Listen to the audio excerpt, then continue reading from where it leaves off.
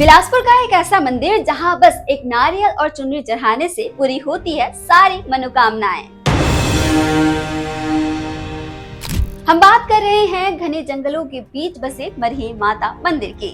इस मंदिर की खास बात यह है कि यहाँ से गुजरने वाली ट्रेनें खुद ब खुद धीमी हो जाती है। इसकी शुरुआत एक बड़ी रेल दुर्घटना से हुई थी, जिसमें कई सारे लोग मारे गए थे। मंदिर का इतिहास 1984 से जुड़ा है।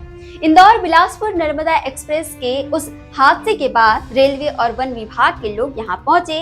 किसी को कुछ समझ ही नहीं आया कि ये दुर्घटना हुई तो कैसे हुई। तब वहीं पास में एक नीम के पेड़ पर चुनरी और नारियल बंधा दिखा। ग्रामीणों से पता चला कि ये मरही माता हैं। तब यहाँ मरही माता की मूर्ति स्थापित की गई। शुरुआती में एक छोटा मंदिर बनाया गया।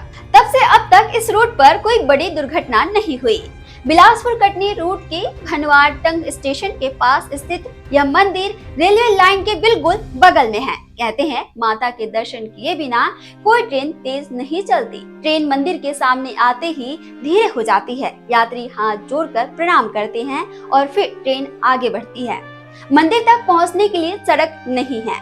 लोग सीधे रेलवे ट्रैक पर चलते हैं और नारियल बांधकर अपनी मन्नत मांगते हैं।